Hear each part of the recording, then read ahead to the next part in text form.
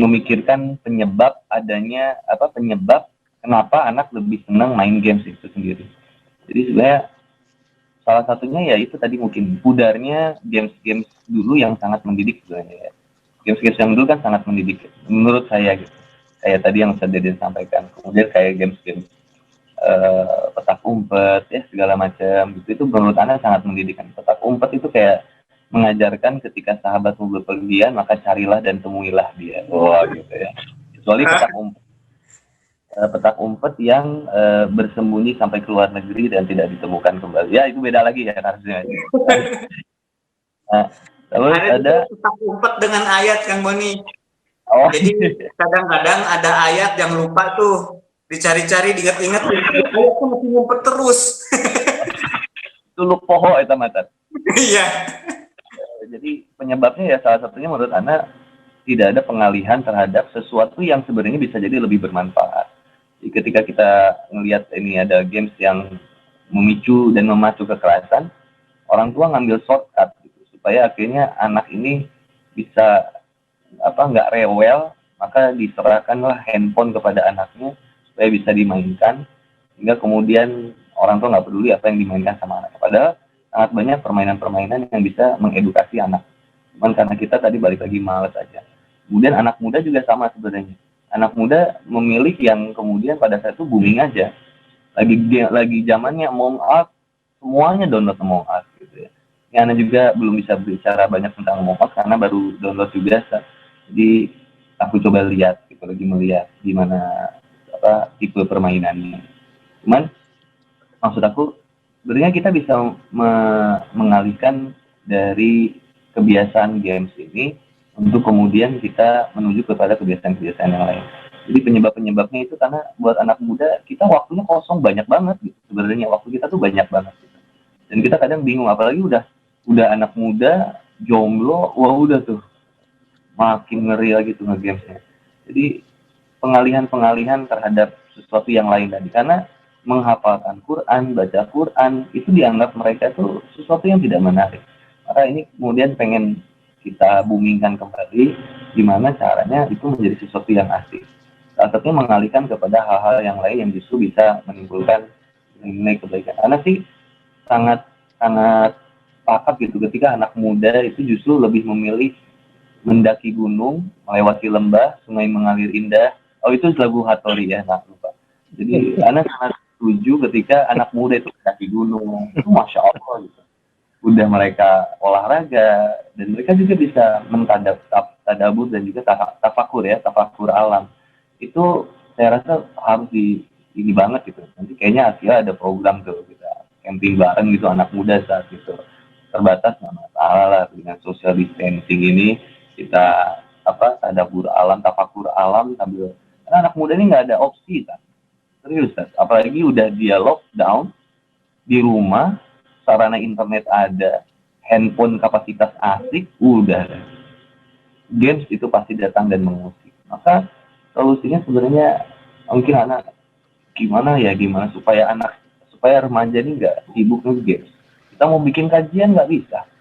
Alhamdulillah aku bersyukur banget Akal ini mengambil inisiatif tiap hari ada kajian. Bahkan untuk milenial dikasih slotnya juga. Untuk mereka bisa ngedengerin. Ya, biar kuota dari seminggu itu, ya kalau keambil cuma di hari ini tuh berkah insya Allah.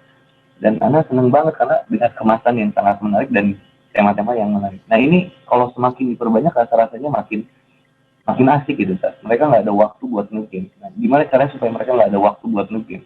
Karena tadi nge-game sendiri sangat membuang-buang waktu. Bahkan mereka untuk belajar susah, yang malas juga. Dan bahkan hal-hal yang lebih sorot itu hal-hal tentang kepedulian terhadap yang lain itu berkurang, sangat berkurang. Hingga akhirnya mungkin itu, Sas. Kang Boni, Ustadz Deden, ini ada yang kontras sekali. Belajar online ini malah susah, tapi games itu meningkat. Ya, ini satu poin dulu. Nanti silakan dibicarakan itu. Ya, yang kedua, Ustadz Deden nih, Ustaz Deden yang tadi soal belajar online susah games. Kenapa jadi lancar itu Kang Boni. Nah sekarang Ustaz Deden, sebetulnya kecanduan games ini secara psikologis dari Quran gampang menelusurinya Ustaz Deden. Innamal hayatud dunya la'ibun walahwun. Nah, apa solusinya Ustaz Deden? Ustaz Deden jelaskan ayat ini kepada milenial dan apa solusinya? Pasti ke akhirat ya nanti judulnya ya, agak oriented. Nah, sekarang silakan ke Kang Boni dulu. Fenomena yang saya sebutkan tadi, baru Ustaz Deden sambut solusinya sebetulnya. Kenapa sih pada cinta game sampai berlebihan di ayat tadi? Apa solusinya Ustaz Deden kira-kira begitu buat para milenial? Siapa dulu, Kang Deden dulu atau Kang Boni dulu? Aku dulu ya. Biar saya bisa mengaitkan nanti pas tadabbur ayat. Tidak suka Ustaz Deden, bunga itu indah, tapi sayang palsu. Aduh.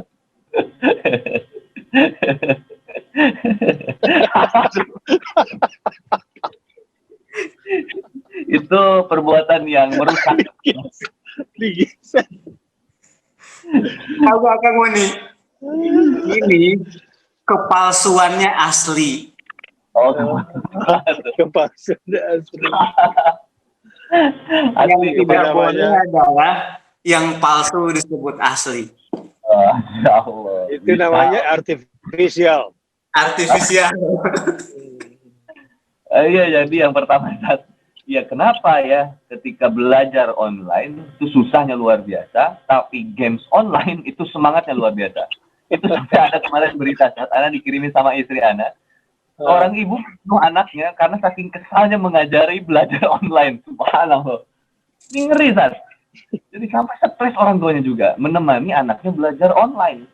Jadi orang tua yang nemenin aja ikut stres. Jadi anaknya ya stres juga.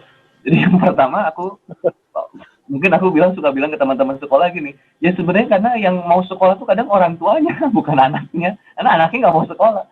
Buat offline aja anak nggak mau sekolah, apalagi online gitu, udah malesnya luar biasa. Ya anak kan, kalau kita sebagai anak muda pengennya sesuatu yang menyenangkan gitu, Saat.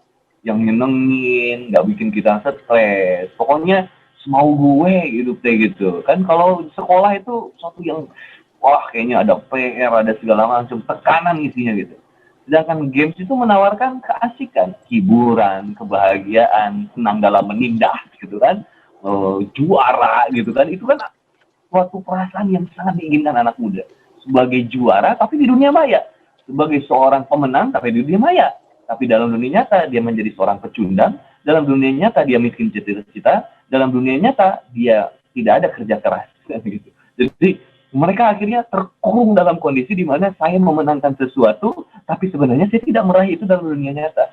Nah ini yang di kondisinya sebenarnya kepuasan-kepuasan dalam kehidupan itu dia dapatkan justru di dunia maya dengan games. Tapi dia nggak dapetin kepuasan dalam kehidupan itu dalam dunia nyata. Nah ini yang akhirnya membuat mereka akhirnya saya lebih senang nge-games daripada saya berjuang untuk kemudian mengalahkan sekolah ini. Maksudnya mengalahkan ujian-ujian di sekolah ini. Lalu yang ingin ditambahkan, sebenarnya motivasi belajar terhadap remaja ini juga yang perlu ditumbuhkan untuk mengenalkan bahwa pentingnya mereka memiliki cita-cita dan pentingnya mereka memiliki dan memikirkan masa depan.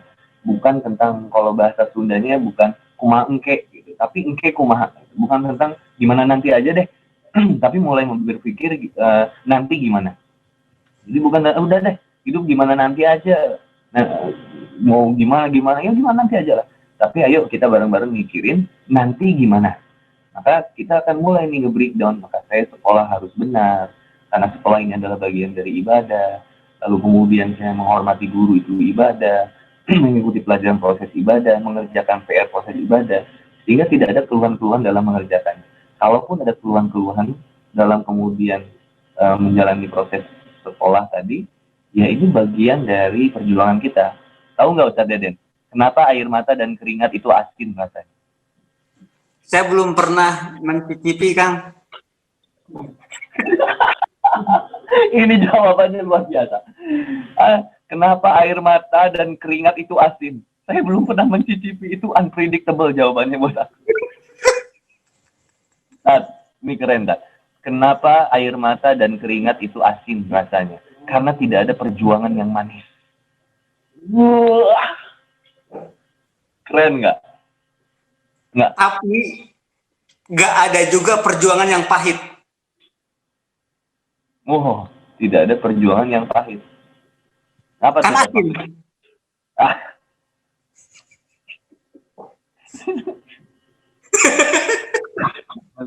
Ya, jadi itulah, Tat. Ya, anak muda ya tadi ini perjuangannya teman-teman gitu. Jangan puas dengan mendapatkan sesuatu yang ada di game gitu. Ayo terjun ke dunia nyata gitu. Buktikan bahwa engkau bisa berkarya gitu. Buat pemuda-pemuda muslim, ayo kemudian kita bangkit dan mulai kemudian menjadi figur yang bisa menjadi contoh teladan bagi teman-teman kita yang lain. Bahwa kita bisa hidup bahagia tanpa games, kita bisa hidup bahagia tanpa pacar, kita bisa hidup bahagia tanpa kemudian kemaksiatan yang biasa kita lakukan. Dan poin yang terakhir, pentingnya orang tua untuk mengajak anak berpikir, memiliki cita-cita dan harapan di masa depan. Dan pentingnya orang tua untuk mengawasi, untuk kemudian menghantarkan bahwa ini sesuatu yang sangat berguna untuk dirimu, yaitu tadi belajar, tapi menghantarkan dengan cara yang terbaik. Mungkin beda pembahasan, tapi intinya itu mungkin kita. Dan kenapa orang itu, anak muda itu lebih semangat mengerjakan games atau main games daripada belajar, karena sesuatu yang asik itu ada di dalam games, sedangkan dalam pembelajaran kadang tidak dikemas menjadi sesuatu yang asik. Kan ada belajar sambil bermain, ada bermain sambil belajar. Nah, ini jadi poin yang sebenarnya bisa kita simpulkan bahwa alangkah pentingnya mengemas sesuatu yang tadinya berat menjadi sesuatu yang ringan.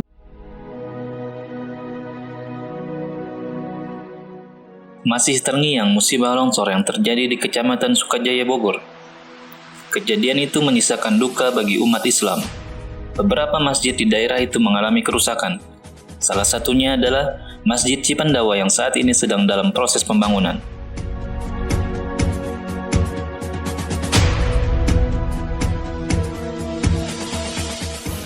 Dengan upaya doa dan kebaikan para muhsinin, alhamdulillah, tahap pembangunan Masjid Cipandawa Bogor sudah mencapai 25%. Pengocoran tiang sudah selesai, dan saat ini akan memulai pembangunan atap masjid. Mari, kita bersama bergotong royong untuk membangun rumah Allah. Semoga niat baik kita semua diridhoi Allah Subhanahu wa Ta'ala, serta dapat menjadi wasilah dan diampunkannya dosa serta dikabulkannya doa. Jazakumullah khairan.